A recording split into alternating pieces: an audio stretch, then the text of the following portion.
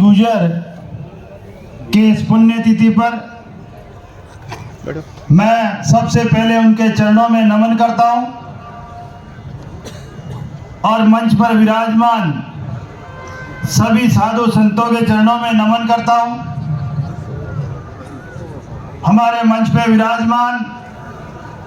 हमारे मार्गदर्शक और पूर्व प्रदेश अध्यक्ष सम्मान्य सतीश जी पूनिया साहब,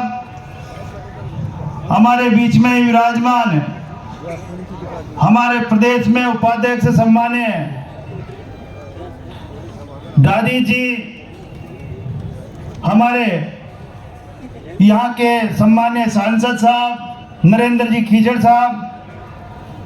हमारे बीच में विराजमान हमारे माननीय एमएलए साहब सम्मान्य खर्रा जी,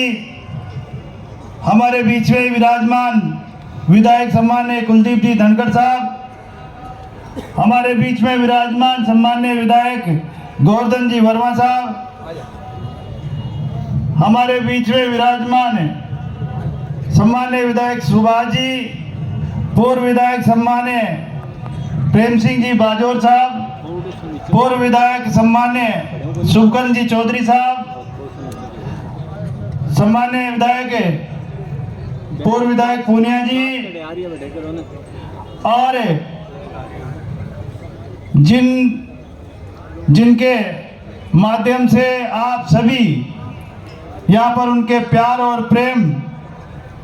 के वशीभूत होकर हमेशा हमेशा इनके साथ रहने वाले ऐसे माननीय विधायक सम्मान्य इंजीनियर धर्मपाल जी,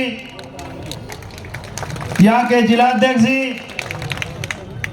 और मंच पर विराजमान सभी सम्मानित गण, सामने विराजमान मेरे पिता तुल्य बुजुर्ग,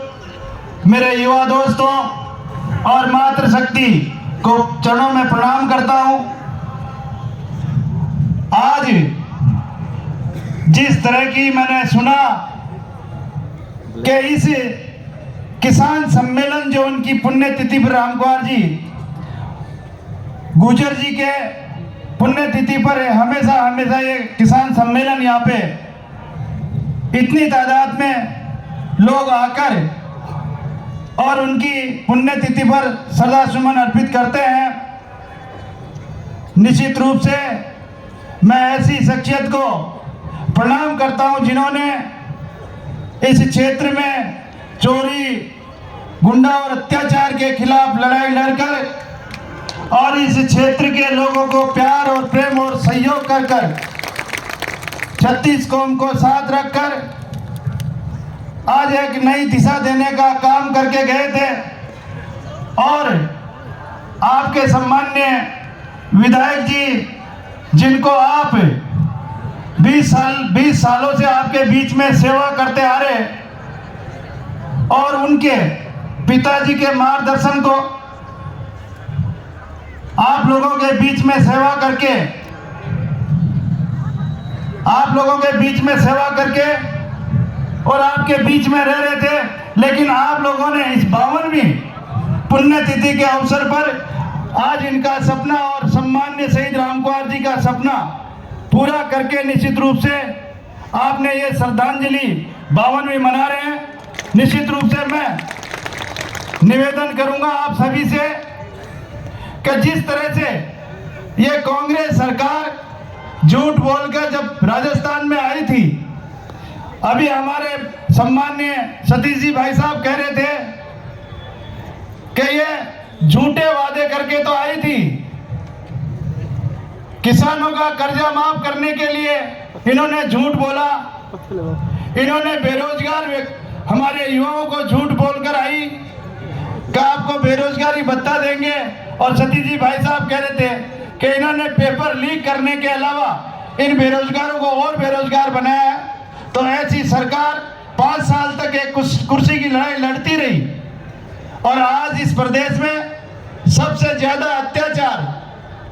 अगर हुआ हो तो महिलाओं पे राजस्थान प्रदेश देश में नंबर 1 है और दलित अत्याचारों में नंबर 1 है। ऐसी सरकार जब 1.5-2 महीने बचे थे चुनाव के, जब रेवड़ियां बांटने का काम कर रही थी, लेकिन मैं धन्यवाद आप सभी इस प्रदेश की जनता को और आपको सभी को देना चाहूँगा, जिन्होंने उनको यहाँ से वोटों के द्वारा, आपकी ताकत के द्वारा यहाँ से बाहर का रास्ता दिखा दिया और एक अच्छी सरकार को आपने चुना है। इसलिए हमारे सम्मानीय प्रधानमंत्री जी का हौसला बढ़ा और उनको ये लगा कि अब डबल इंजन की सरकार इस प्रदेश में है। निश्चित रूप से जो हमारे सम्मानीय प्रधानमंत्री जी की जो योजनाएं थी, जो कल्याणकारी योजनाएं थी, उन योजनाओं को अब निश्चित रूप से उन पात्र व्यक्तियों तक पहुंचाने का काम करेंगे जो वास्तव में पात्र था, और उस पात्र व्यक्ति को उस योजना का लाभ मिलेगा तो निश्चित रूप से हमारी समाज की मुख्य धारा में वो लाने का काम करेगा। इसलिए मैं इस मौके पे आप लोगों से सभी से यही निवेदन करना चाहता हूँ कि हम जन कल्याणकारी योजनाएं जो हमारे सम्मानीय प्रधानमंत्री जी के द्वारा चलाई जा रही है, उन योजनाओं को हम सब मिलकर उन पात्र व्यक्तियों को लाभ पहुंचाने का काम करें, जो वो उस योजना का लाभ लेकर इस